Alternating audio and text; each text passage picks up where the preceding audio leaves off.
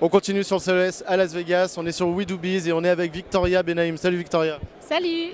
Alors Victoria, tu es la fondatrice d'iLunch, une nouvelle cantine connectée pour les entreprises. Est-ce que tu veux bien nous parler un peu de l'appli et surtout de ce que tu fais? Donc iLunch a pour vocation d'améliorer le capital santé de chacun grâce à l'alimentation. Donc comment on fait? On a créé une cantine digitale d'entreprise qui permet à chaque collaborateur de recevoir le midi sur son lieu de travail un repas gourmand mais équilibré. Et ensuite on collecte toutes les informations protéines, glucides, limpides de ce qui a été consommé dans le lunch iLunch afin de pouvoir donner des conseils recettes et des conseils nutrition personnalisés à chacun. Alors on le voit un petit peu à l'image, mais je vois quand même un burger à droite, là, ça c'est équilibré un burger? C'est pour ça qu'il y a le point d'interrogation entre les deux, passion ou raison, il faut choisir. Choisir. Alors là on est pile dans la passion et la raison parce qu'on est à Las Vegas, on est vraiment entre les deux, on se pose sur la question du CES ou du reste. Qu'est-ce que tu as trouvé à Vegas? Tellement de choses, c'est assez incroyable.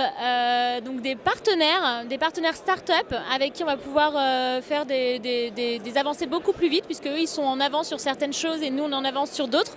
Donc ça c'était vraiment une belle surprise parce qu'on s'y attendait pas. On a trouvé des clients, donc pas mal de premiers clients en France et surtout on a trouvé un marché aux États-Unis qui est assez intéressant puisqu'on a découvert que la food delivery à certains endroits était pas très développée. De l'autre côté c'est le coaching nutrition qui est pas vraiment développé, donc on a aussi trouvé ça. J'ai eu l'occasion également de rencontrer François Fillon, à qui j'ai proposé de l'aider à diminuer les dépenses de santé de l'État grâce à iLunch.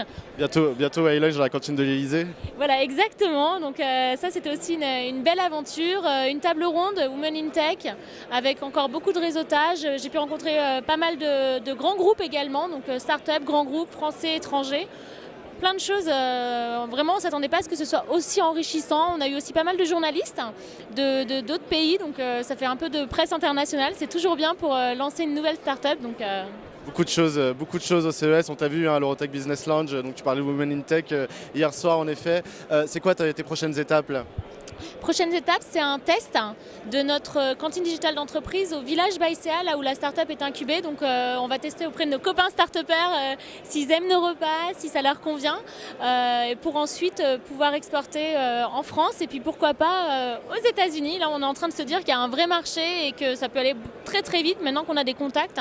Ce qui nous manque en général quand on veut se lancer tant en France qu'à l'international, c'est des contacts, et là on démarre avec une start-up qui a absolument tout, des contacts en France et à l'étranger, donc c'est génial.